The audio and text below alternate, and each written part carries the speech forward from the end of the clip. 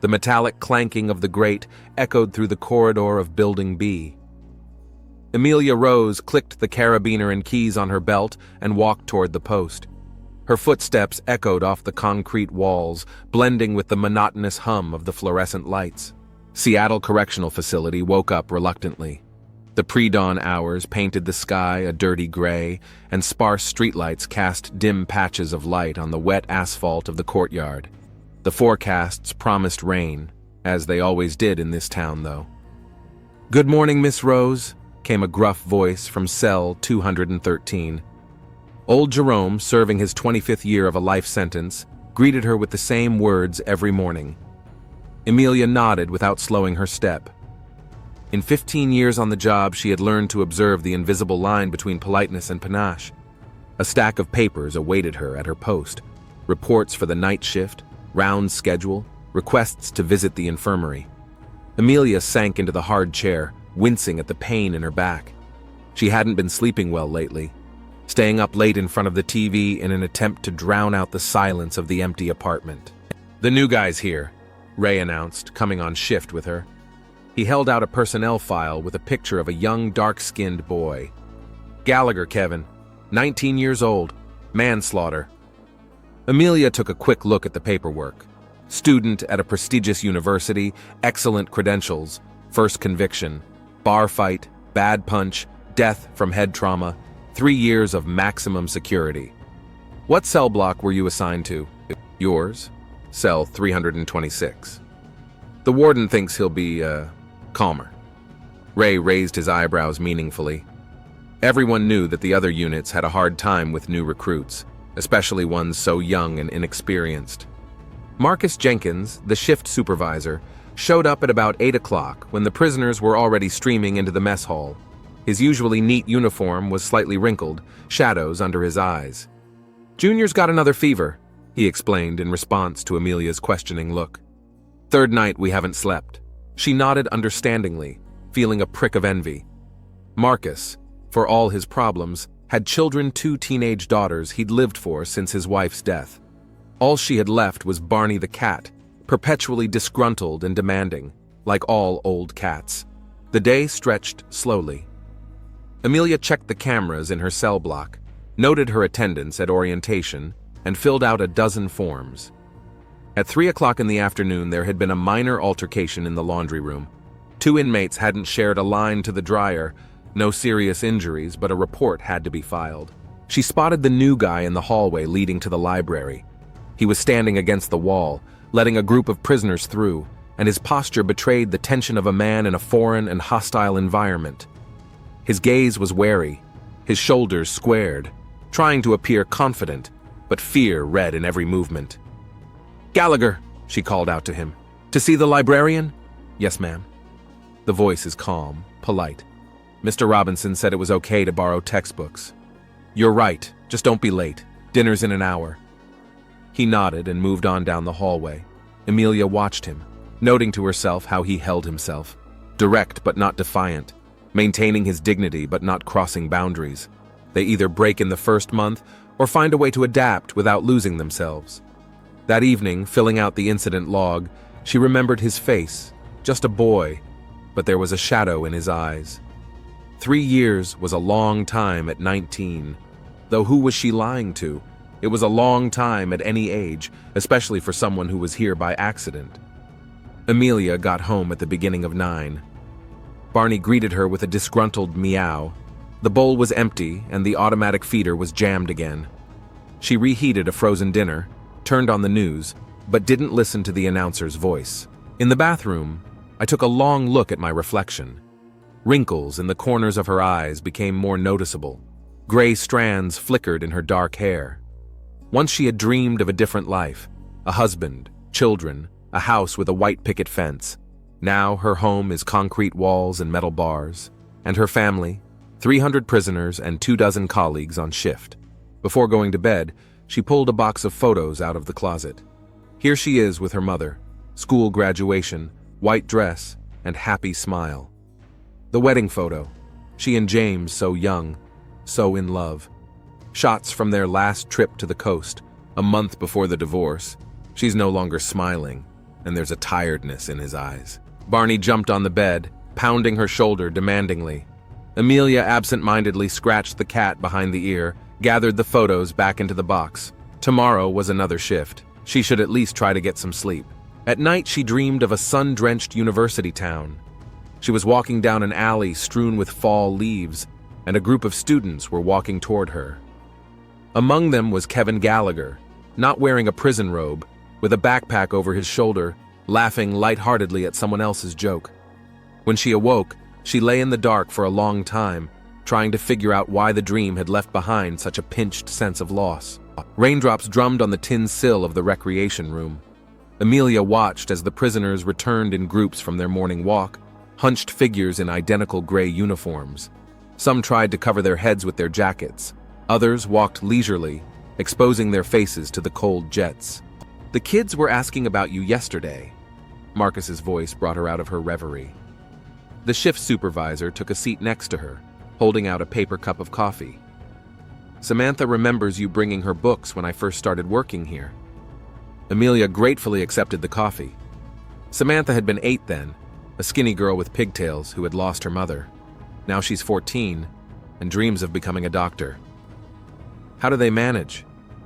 "Day to day. Melissa's tutoring with a math tutor. She says she wants to go to technical school. And Samantha..." He stopped talking, stirring his coffee. "Tough age. The psychologist thinks she needs female support." A familiar figure flashed outside the window. Kevin Gallagher was walking last in his group, keeping slightly apart from the others. It had been a week since he'd arrived at the prison, but he still kept to himself. "The new guy's adapting pretty well," Marcus remarked, following her gaze. "Robinson says he's already read half the library. Smart kid." "Too smart for this place," Amelia retorted, surprised at the bitterness in her own voice. During the day, she patrolled the corridor outside the classrooms. Through the small windows in the doors, she could see heads bent over desks, a group of prisoners studying for their matriculation exams. She spotted Kevin in the last row, writing rapidly, occasionally glancing at his textbook. Tyrone Washington, a former police officer now serving time for corruption, stopped next to her. "Interesting specimen, isn't he? Not like the usual rookies." Amelia remained silent. Tyrone was renowned for his powers of observation and his ability to use any information to his advantage. She could never understand how a man who wore a badge could so easily cross over to the other side of the law. "Keeps to himself, but not out of fear," Tyrone continued, lowering his voice. "More like looking out, studying. Saw him helping Jerome with a letter to his family yesterday. Beautiful writing, literate. Such skills are prized here." "You have too much free time, Washington," Amelia remarked coldly. "Maybe you should sign up for some extra classes?" He grinned, but something predatory flashed in his eyes. "Just sharing an observation, Miss Rose. Professional habit, you know." After lunch, she ran into Kevin in the library hallway. He was carrying a stack of books, clutching them to his chest like a shield. "Reading much, Gallagher?" "Getting ready to enroll, ma'am." He lifted the books slightly, revealing the covers of physics and math textbooks. "Want to avoid wasting time. 3 years is a big break in education. Better a 3-year break than a lifetime of regretting missed opportunities." There was no challenge in his voice, just the quiet confidence of a man who knows exactly what his goal is. Amelia nodded at the books. "Getting with the program?" "On the whole, yes. Only some of the physics topics are difficult without a teacher. Mr. Robinson says there used to be extra classes in the exact sciences here. There used to be, until the funding was cut." She paused. "If you want, I can talk to the superintendent about individual counseling. We have a few volunteers from the local college." His face lit up with hope for a moment, but he quickly dealt with the emotion. "Thank you, ma'am. That would be very helpful." That evening, while reviewing the security footage, Amelia noticed Kevin sharing notes with the other inmates. He didn't show off, didn't try to get attention, just helped those who asked for help. It was unusual. Most newcomers in their first weeks thought only of their own survival. At home, she pulled her old physics notes out of the closet she had once dreamed of becoming a teacher, but life had decided otherwise. The yellowed pages held formulas and solutions to problems neatly written in her handwriting from 15 years ago. Barney jumped onto the desk, sniffed the notebooks, and meowed demandingly. Amelia absent-mindedly stroked the cat as she continued to flip through the pages. Maybe these notes would be useful to someone else. After all, knowledge shouldn't gather dust on the shelves, especially not where it was needed. That night, she dreamed of the campus again, but this time she was standing at the blackboard in the classroom, explaining the laws of physics. Kevin Gallagher sat in the back row, taking careful notes on her every word. The library smelled of dust and old paper.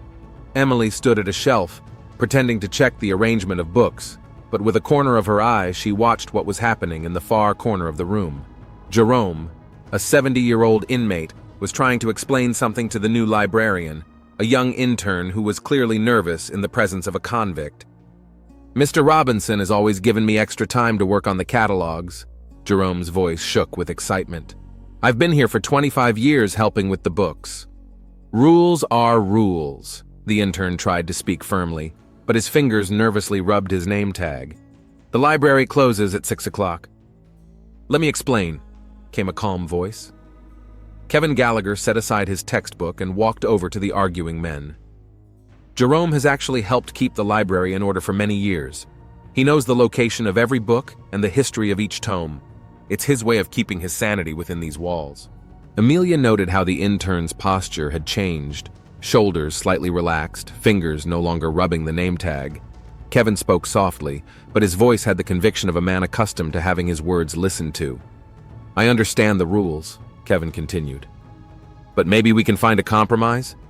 Jerome could help put together an electronic catalog. It would save you a lot of time." The intern hesitated. Amelia pretended to study the spines of the books, but listened intently to the conversation. "Yeah, have to consult with the management," he finally uttered. "But today, perhaps an exception can be made." Jerome brightened, his wrinkled face lighting up with a smile. "Thank you, son. Thank you." Later, when the library was empty, Amelia walked over to the table where Kevin was gathering his notes. "Nice work, Gallagher. Jerome doesn't deserve any unnecessary stress, ma'am. At his age, any shock can be dangerous. Do you talk to him often? He helps me find the right textbooks and tells me stories. He's had a quarter-century's worth of them." Kevin paused. "You know, sometimes I think books and those conversations are the only thing keeping him afloat." There was no feigned sympathy or attempt to impress in his words, just an observation, accurate and ruthless in its simplicity. "You were trained as a psychologist, weren't you?" Amelia surprised herself with her own question. "First year, didn't even get to the core subjects." Bitterness flashed in his voice. "Though I did read some books before I got in." "Why psychology?" "Wanted to understand why people act this way and not that way. Why they make decisions that ruin their lives." He gathered the notebooks into a stack. "Now, I have the opportunity to study it practically. True, not exactly as I'd planned." Amelia remembered his record a bar fight, a botched punch, death by trauma. "Do you remember that night? Every second of it." He raised his eyes to her, and she saw the pain in them.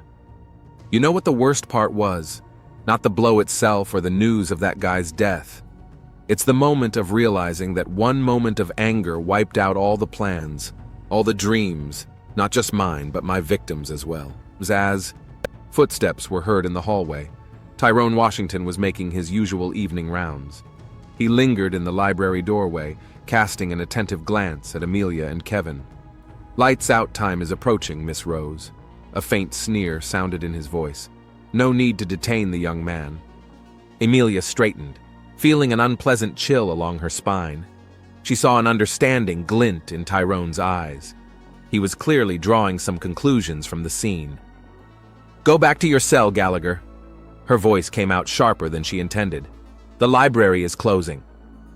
Kevin nodded silently and headed for the exit.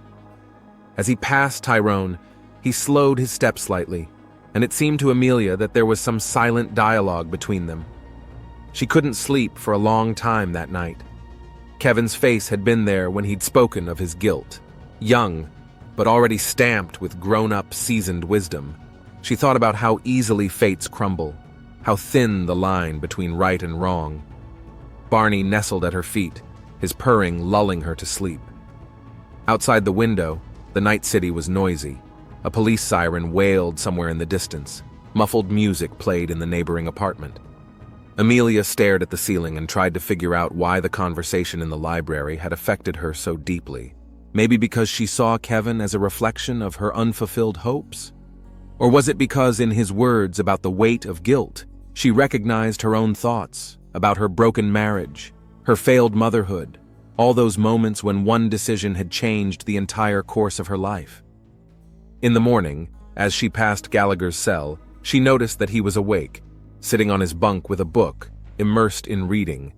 For a moment, their gazes met, and something trembled in Emily's chest, some new, unfamiliar feeling, like anxiety, but deeper and warmer. The letter trembled in Kevin's hands, a piece of paper written in uneven handwriting. Amelia watched his face change as he read it, the jaundices set in his cheekbones, his fingers clenched, threatening to crumple the paper. "Bad news?" she asked, though she had long ago learned not to ask unnecessary questions of prisoners. "Father," Kevin stammered, folding the letter in half. "He sold my stuff, books, computer, even my kids' albums. Says since I chose the path of a criminal, I don't deserve to keep the past." They sat in an empty classroom.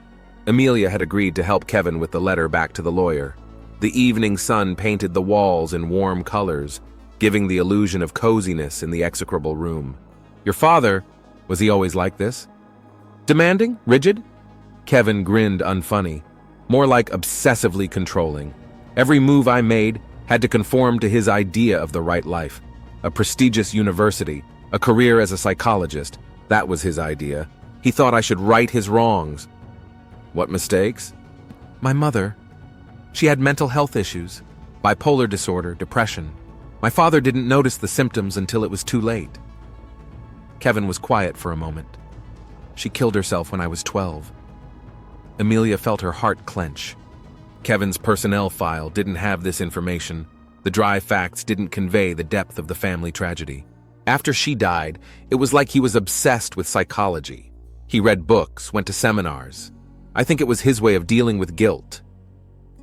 Kevin straightened the letter. "When I got into the psychology department, he finally seemed to be proud. Now..." Footsteps were heard in the hallway.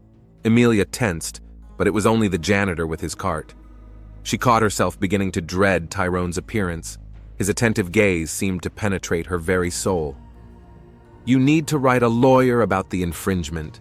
She tried to return to a businesslike tone. "Your father had no right to dispose of your property without a power of attorney. It doesn't matter." Kevin shook his head. "Things are just things. But his deed, when I was a kid, I used to sit in my room for hours, arranging books by subject, creating my own little world. Now that world is gone." Amelia remembered her room in her parents' house. Posters with physical formulas, a collection of minerals, stacks of scientific journals. She couldn't bring herself to go back there after her mother's death. Everything was left untouched, mothballed in time. "I can get you some books." The words came out before she could think. "I still have my physics and psychology textbooks, and I have fiction too." Kevin looked up at her, a flicker of surprise in his eyes that changed to gratitude. "You don't have to." "Books need readers," she shrugged. "Otherwise, what's the point of them?" At that moment, Marcus appeared in the doorway. His gaze slid around the classroom, lingering on the distance between Amelia and Kevin, just enough to maintain decorum, but still less than the usual distance between guard and prisoner. "Amelia, can I talk to you for a minute?" In the hallway, Marcus paused, picking his words. "You've been spending a lot of time with Gallagher. Helping with paperwork for the lawyer?" She did her best to keep her voice sounding nonchalant. "He wants to file an appeal. Tyrone says..." "Since when do you listen to Tyrone?" She interrupted more sharply than she should have. "Since I started noticing changes in your behavior." Marcus sighed. "Look, I know what it's like to see someone as a reflection of your unfulfilled hopes. After Diane died, I too sought for relief in my work. But there are boundaries you can't cross." "I know my job, Marcus. I know you do, just be careful." That evening, she pulled a box of books from the mezzanine. Some of the pages were yellowed, the spines chipped, but the contents were still the same. Knowledge, stories, worlds encapsulated between the pages. She selected a few volumes, textbooks, classic literature, a collection of poems. At night she dreamed of Kevin's room, just as she'd imagined it. Bookshelves, a desk, pictures on the walls, and emptiness, a gaping void where his dreams and hopes had once lived. She woke with a heavy heart and sat in the dark for a long time, trying to understand why someone else's pain resonated so deeply within her. Barney jumped into her lap, purring demandingly. Amelia absent-mindedly stroked the cat, looking at the stack of selected books. Tomorrow she would bring them to the prison, register them as a donation for the library. It wouldn't mean anything, would it? Just books that have found a new reader, just professional sympathy for a boy who's gone wrong. It's just, somewhere in the back of her mind, she knew she was lying to herself. A knock on the office door made Amelia flinch. Tyrone Washington stood in the doorway, leaning against the jamb with the carelessness of a man accustomed to feeling like the master of the situation. "May I have a word, Miss Rose?" "In private." She gestured for him to come in, noting to herself how his gait had changed. No longer ostentatious relaxation, no longer predatory. Tyrone closed the door and remained standing, towering over her desk. "You know, when I was on the force, I was considered a good detective, had a knack for noticing details, making connections." He ran his finger along the spines of the books on the shelf. "For example, it's interesting to see how certain officers' rounds change, or how often certain inmates end up in the library at the same time." Amelia forced herself to keep a calm expression on her face. "What's this conversation about, Washington?" "Gallagher is an interesting case. Educated, polite, knows how to make himself comfortable." Tyrone leaned closer. "Especially women of a certain age who see him as either a son or someone more interesting. If you have specific accusations, file a formal complaint." "Accusations? No, not at all." He smiled, but his eyes remained cold. "Just a friendly warning. After all, I once wore a badge too. I know how easily one bad decision can ruin a career." Voices echoed in the hallway. The inmates were returning from their afternoon walk. Tyrone straightened up, heading for the door. "Think about it, Miss Rose, and about how many eyes are watching your every move." After he left, Amelia sat motionless for a long time, feeling her back chill with sweat. Tyrone hadn't made any direct accusations, but the threat was obvious. She remembered his police record, convicted of bribery and blackmail. Old habits die hard. In the library, she caught Kevin sorting through the new arrivals. He was shelving books, checking the catalog while Jerome dictated titles to him. "Miss Rose," Jerome brightened. "The young man is helping me with the systematization. He has an excellent memory for authors and editions." Kevin turned around, and something in his gaze made her wary. "Can I talk to you? About my latest letter to my lawyer?" They retreated to the far shelves where they couldn't be heard. "Tyrone came to see me," Kevin said quietly. Implied that he knew about our conversations. "To me, too." Amelia leaned against the shelving unit, feeling suddenly tired. "Is he trying to blackmail us?" "Not yet, no. But he will. It's his style to scare first, then make demands." Kevin was quiet for a moment. "I've made some inquiries. In the police department, he specialized in extortion, finding dirt on people and slowly squeezing everything he could out of them." "How do you know these details?" "From the other prisoners. The walls here have ears, and information has its price." He took a book from the shelf, pretending to study the table of contents. "Tyrone has built a whole network of informants here. Even some of the guards are on his hook." Amelia remembered Marcus's warning. Maybe he knew something too? What should we do? "For starters, stay away from each other, at least for a while." Kevin put the book back on the shelf. "And be prepared for him to try to exploit the situation anyway. You sound like someone who's dealt with blackmailers." "I've studied the psychology of manipulators. Theory is sometimes more useful than practice." He smiled sadly. "I apologize for dragging you into this. It's not your fault." She was about to say something else, but that's when Marcus walked into the library. "Amelia, they're waiting for you in the administration building. Something to do with your report about the incident in the laundry room." She nodded, trying not to meet Kevin's gaze. As she walked away, she heard Jerome continue to dictate book titles as if nothing had happened. as if the world hadn't started to slowly crumble around them. At home, she pulled out an old thumb drive of documents. Somewhere there had to be Tyrone's case files saved. She remembered taking an interest in him when he first showed up at the prison. Maybe there would be something useful in them, some kind of lead. Barney watched her from the windowsill, his yellow eyes glowing in the darkness. It was starting to rain outside the window, the first drops drumming on the eaves like harbingers of an impending storm. The flash drive revealed a police report. Amelia read the dry lines of the report, trying to find something between the lines. Tyrone was good, no direct evidence, just the testimony of witnesses, most of whom later recanted. A classic scheme of a skilled manipulator. That night, she had a nightmare. She was walking down a prison corridor, and behind every door were people with notepads, recording her every move. Waking up in a cold sweat, she stared at the ceiling for a long time, trying to think of a way out of the situation. But all paths led to a dead end, and somewhere in the back of her mind she realized that this was only the beginning. On the table in front of Amelia was an envelope. A plain white envelope with no inscriptions. She knew the contents, but she kept staring at the heavy paper as if she hoped it would disappear on its own. Tyrone passed it through the janitor, who simply placed the envelope on the desk and left without a word. Inside were pictures of Amelia and Kevin in the library, their conversation in an empty classroom, and the moment of the book transfer. Individually, each picture could be explained by a work emergency, but together, they formed a dangerous picture. There was a knock on the door. Marcus peered into the office with a concerned look. "Got a minute?" She hastily tucked the envelope into a desk drawer. "Sure. Is something wrong?" "Samantha's been asking about you. Says she hasn't stopped by in a while." He sat down on the edge of the desk. "You've been kind of distant. Is everything okay?" "Just tired." Amelia tried to smile. "A lot of work. And this has nothing to do with Gallagher?" She tensed. "What do you mean?" "Tyrone is spreading rumors." Marcus lowered his voice. "Nothing concrete, but the hints are getting more and more transparent. People are starting to pay attention." "Since when do you believe rumors?" "I believe my eyes, Amelia." He was quiet for a moment. "And what I see in your eyes when you look at him." She wanted to object, but the words stuck in her throat. Marcus was too perceptive, or she'd gotten too careless. "Look," he leaned closer. "I can help.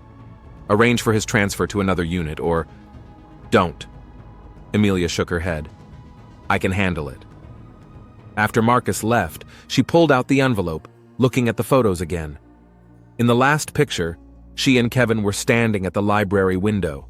The setting sun illuminated their faces, and even through the graininess of the photo, it was obvious what Marcus was talking about. The way she was looking at Kevin. It began to rain in the prison yard. The drops drummed on the glass, blurring the outlines of the bars. Amelia watched the prisoners scurry for cover, gray figures in the gray shroud of rain. A note from Kevin came through Jerome. The old man handed her a folded sheet, pretending to show her a catalog card. "Meet at the library, after lights out." She knew she should refuse, knew every conversation they had in private was a risk. But fear of Tyrone was stronger than caution.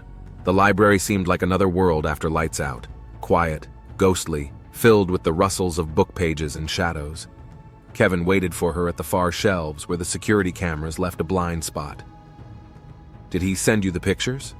he asked without preamble. "Yes. How do you know?" "Because he sent me copies, and a list of demands." Kevin pulled out a crumpled sheet of paper. "Wants me to help him set up a drug supply line.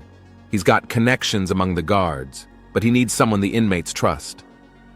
"And I'm supposed to turn a blind eye?" Amelia grinned bitterly. "A perfect scheme. There's another way out." Kevin lowered his voice. "I found out something about his past, about a case that didn't go to trial, the disappearance of a witness who was going to testify against him." "Are you suggesting we blackmail the blackmailer?" "I'm suggesting we silence him. Forever."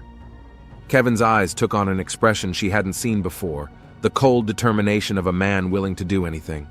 "You're talking about killing." "I'm talking about survival." He took a step closer. "If we don't stop him now, he'll destroy us both. And not just us. He's got too much dirt on different people. Amelia felt the ground go from under her feet. Somewhere in the back of her mind, she knew he was right. Tyrone wouldn't stop. He would push, manipulate, ruin lives until he got everything he wanted. I have a plan, Kevin continued, but I need your help. Your access to duty schedules, to keys. If we don't get caught, we'll have a chance. He took her hand, for the first time since they'd known each other. His fingers were warm, alive. I know I'm asking the impossible, but there's no other way. Thunder rumbled outside the window. Lightning illuminated the library for a moment, turning the bookshelves into bizarre shadows. Amelia looked at their entwined hands and realized she was standing on the edge of a precipice. "Tell me your plan," she finally uttered. That night, lying sleepless in her apartment, she thought about how one decision could change a whole life. She had once chosen to work in a prison because she wanted to help people. Now, she was preparing to commit the crime she was supposed to prevent. Barney curled up at her feet, purring his endless cat song. Outside the window, the thunder continued to rumble, like a judge's gavel striking a verdict. The laundry basement smelled of dampness and laundry detergent. Amelia checked the list of prisoners assigned to the evening shift 5, including Tyrone. Her hand shook as she signed the log. "All set?" Kevin spoke almost inaudibly, his lips barely moving. He was loading the dirty laundry into the industrial washing machine, pretending to be completely absorbed in his work. Amelia nodded.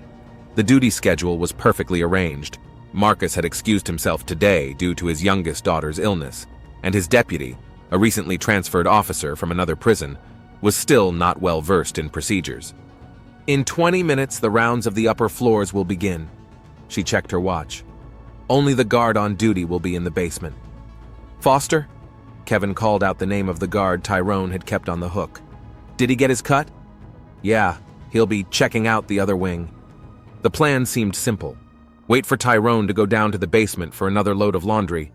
And there, Amelia forced herself not to think about the details. The knife hidden under the pile of sheets felt scalding hot, even though she hadn't even touched it.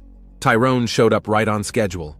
His footsteps rumbled on the concrete floor, and in his hands he held a stack of papers, obviously new blackmail photos. "Ah, Miss Rose, didn't expect to meet you here." His smile was cold. "Decided to personally inspect the laundry operation. Inspection on schedule." Amelia tried to speak evenly. "Scheduled inventory." Sure. Tyrone stepped closer, lowering his voice.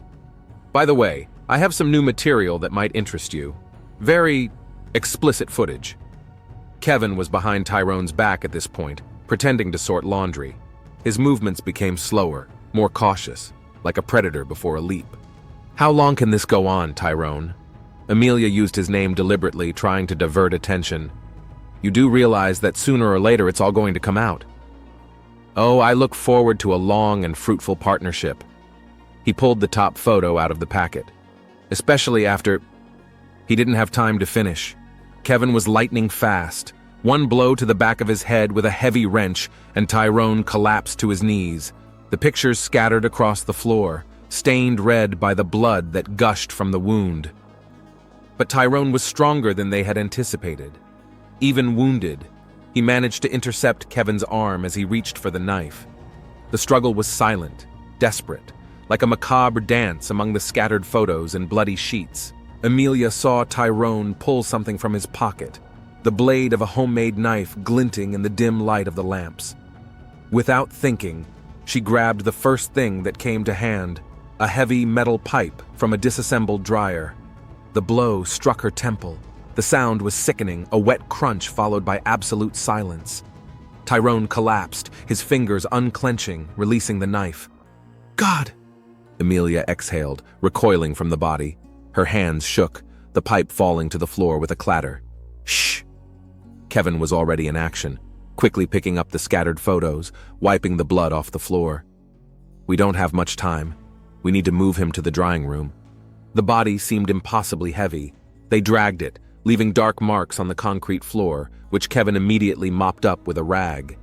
The drying chamber, a huge industrial unit, accepted its victim silently. "Now we need to fake an accident." Kevin spoke curtly, businesslike, as if reading a manual. Turn the car on. Make it look like he went inside to check for a malfunction. Amelia acted mechanically, as if in a fog. Her hands, stained with blood, seemed alien. Somewhere upstairs, footsteps were heard. The laundry staff shift was beginning. Go. Kevin nudged her toward the exit. You're not supposed to be here. I'll finish up on my own.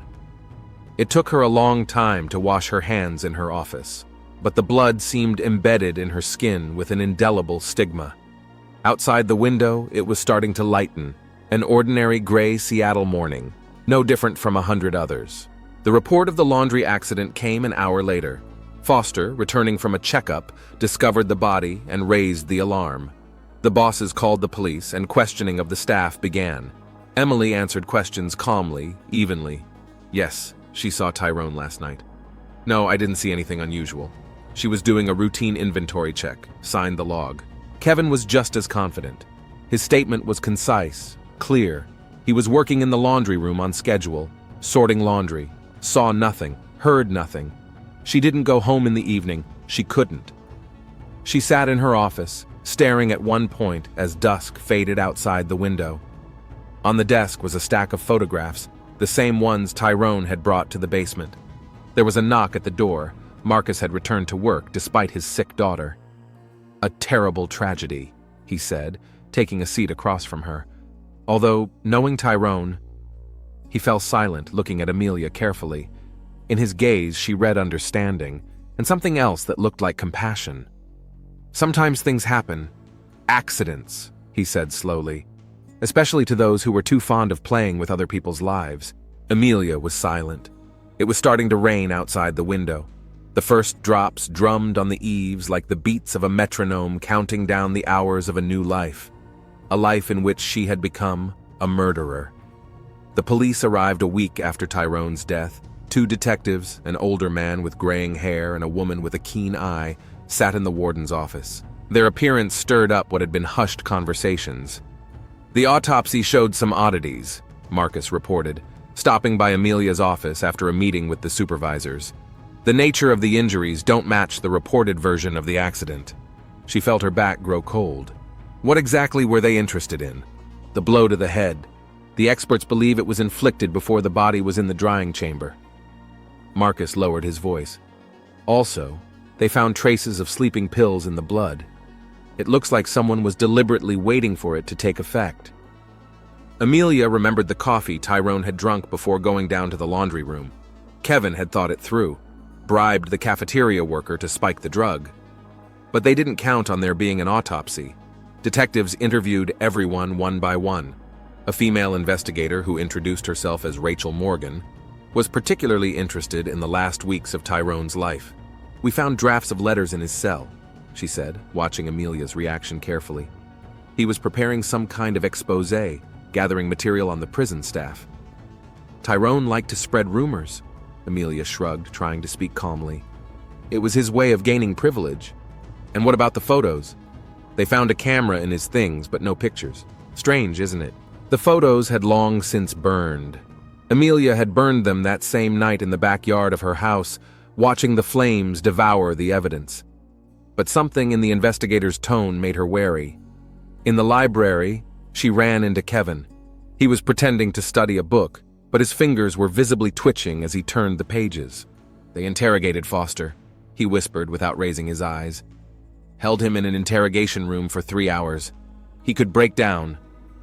How much does he know? Enough to make trouble. He saw me approach a cafeteria worker, and he knows about the changes in the duty schedule. Footsteps were heard in the hallway. Rachel Morgan was heading toward the library. Amelia hurriedly stepped back to the far shelves, pretending to check the arrangement of books. Mr. Gallagher? The investigator's voice was deceptively soft. Could you give me a moment? Amelia watched Kevin walk away with the detective. His shoulders were squared, his gait confident. Nothing betrayed his inner tension, but she knew the storm raging inside him. That evening, Marcus brought news that Foster had tendered his resignation. Said he found a job in another state. Strange coincidence, don't you think? Amelia remained silent. They both realized it was a flight, Foster was afraid of the investigation and decided to disappear before it was too late. She dreamed of Tyrone in the night. He was standing in the doorway of her office with a stack of photographs, but instead of his face, he had a bloody mask. She woke up in a cold sweat and sat in the kitchen until dawn, staring into the darkness outside the window. Barney was at her feet, meowing demandingly, but she barely noticed the cat. Her mind was reeling with scraps of conversation, glances from the investigators, small details that now formed a frightening picture. They know something, or guessing, or they're just stalling, waiting for someone to make a mistake. Either way, the circle was shrinking, and there seemed to be no way out of this web anymore. Kevin's file folder lay on Amelia's desk, open at the characterization page. Detective Morgan had brought in new documents, materials from his university, statements from witnesses to the bar fight, psychologists' reports. Notice the dates. Rachel tapped her finger on the papers. A week before the bar incident, he met with the university psychologist, complained of intrusive thoughts, anger control issues. Amelia looked over the notes, feeling a cold numbness growing inside. The psychologist noted a penchant for manipulation, a knack for creating the right impression, and a lack of true empathy. And here's his roommate's statement. Morgan pulled out another sheet. Says Gallagher often discussed the subject of crime. He was particularly interested in cases where the perpetrator was able to manipulate those around him into acting in his own interests. Why are you showing me this? Because you're the next victim of his manipulation, Rachel pitched forward. We found Tyrone's journal. He described his observations of Gallagher, how he methodically sought your favor, how he studied your weaknesses. Marcus knocked on the door, pale, eyes red from sleep deprivation. Amelia, we need to talk. Alone. Detective Morgan gathered up the papers. Think about what I said. Sometimes what seems like a sincere feeling is actually a skillful game. Marcus waited for the door to close behind the investigator. They found the surveillance tapes those Tyrone had hidden in his cell. He was silent. There's footage of Gallagher talking to other prisoners. He's been planning this for a long time, Amelia. Was looking for someone he could control. No, she shook her head. You don't know him. I know you, though. I know how you went through the divorce, how you suffered from loneliness. Marcus put a hand on her shoulder. He studied you, found your pain points. All of this, the library, the talk of books, the stories of a difficult childhood, a carefully planned play. There was shouting in the corridor. 2 prisoners were picking a fight. Marcus hurried to the noise, leaving Amelia alone with her papers and thoughts. She pulled out the photos she kept in the safe, the few she hadn't burned. They showed Kevin at different moments, helping Jerome with his books, talking to other prisoners, sitting in the library. She looked at the pictures with different eyes now, noticing details that had seemed unimportant before. His posture is always perfectly calculated, to look vulnerable but dignified. The gaze is directed in a way that gives the illusion of sincerity. Even the occasional touch, even the pauses in conversation, it was all part of a carefully thought-out plan. She found him in the library in the evening. He was sitting in his usual place, reading a book. When he heard her footsteps, he looked up and smiled, the same smile that used to make her heart beat more often. "What are you reading?" she asked, even though she saw the cover. A textbook on the psychology of influence. A study of behavioral patterns. He closed the book. It's an interesting topic, how people make decisions influenced by emotion. And how long have you been studying this question? Something changed in his gaze. A shadow of understanding flickered. You've been talking to the detectives. They found your notes, and Tyrone's journal. Amelia stared at him, trying to see the real Kevin behind the mask he'd been wearing all this time. Tell me, was any of it true? Everything was true, just not the whole truth. He set the book aside. I did study psychology, really killed a man in a bar, but it wasn't an accident. I wanted to put my theories to the test. And me? Was I an experiment too? You were an opportunity. There were new notes in his voice, cold, calculating. A single woman with unresolved trauma, working in a system I wanted to study, the perfect subject for an influence study. A siren sounded outside the window. The evening check was beginning. Amelia felt the world she had created in her imagination crumble, the house of cards of illusion crumbling. Rain drummed on the windows of the warden's office. Amelia sat across from her superiors, the detectives and the prosecutor, resting her hands on her lap. Her fingers were intertwined so tightly her knuckles turned white. "We're prepared to offer a deal." The prosecutor spoke softly, but each word dropped like a stone. "In exchange for a full confession and testimony against Gallagher, the sentence will be substantially less." "How much?" Her voice sounded hoarse. 10 years instead of 25, with parole eligibility in 7. Detective Morgan pulled a file folder toward her. "We know Gallagher was the instigator. It wasn't just you he manipulated. The testimony of other inmates confirms his pattern of actions. Tyrone wasn't his first target." "What about Foster?" "Taken into custody at the Denver airport." Rachel allowed herself a weak smile. "He's willing to cooperate too." Marcus, who had been silent all this time, finally raised his voice. "You need to think about yourself, Amelia. About your future." "Future?" She grinned unhappily. What kind of future could a murderer have? "A man who's been manipulated," the prosecutor corrected gently. "The psychiatric evaluation confirmed the methods of influence Gallagher used. That will be taken into account by the court." A noise was heard outside the door. Kevin had been brought in. Through the frosted glass, she could see his silhouette in handcuffs, surrounded by the escort. There was no longer any need to feign vulnerability. His posture betrayed the inner strength of a predator. "You don't understand," Amelia shook her head. "This isn't about manipulation. I knew what I was doing. Every step, every decision, it was my choice." "A choice he pushed you to make," Morgan objected. "We studied his methods. He created the illusion of choice, but everything was calculated in advance." Another man entered the office, a gray-haired psychiatrist with an attentive gaze. "Miss Rose, I've studied your case. What you're feeling now, the desire to take all the blame, is part of his influence. He's created an emotional dependency, made you believe in a special relationship." "You think I didn't realize he was studying me?" Amelia looked up. "I saw it, noticed the details, but I wanted to believe. I wanted to feel special, alive." "And that's why you were perfect for his experiment," the psychiatrist nodded. "He wasn't just looking for a lonely person. He wanted someone who was aware of the manipulation, but willing to accept it." Lightning flashed outside the window, illuminating the office with a harsh light for a moment. Amelia remembered another thunderstorm, the night Tyrone was killed, the blood on the concrete floor, the cold determination in Kevin's eyes. "I agree," she finally uttered. "Give me the papers." As she signed the confession, she felt strangely relieved. It was as if the weight that had been pressing down on her shoulders all these weeks had begun to recede. She was led out of the office by another exit, avoiding seeing Kevin, but she could still hear his voice.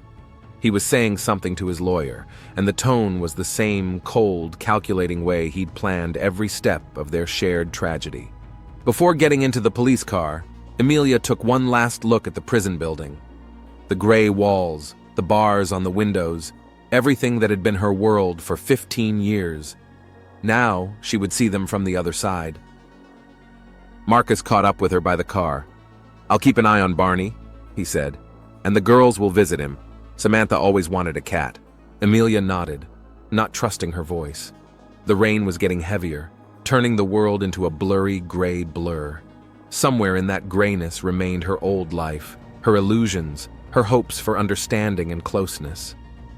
"You know," she said, already getting into the car, "the worst part isn't that he manipulated me. It's that I still miss those conversations in the library. The feeling of someone truly seeing me." Marcus squeezed her hand silently. The door slammed shut and the car moved, taking her to a new reality. The reality of cameras, interrogations, and years of redemption. But somewhere in the back of her mind, she knew that the real punishment wasn't the time limit, but the memory of how easily the illusion of understanding could replace real intimacy.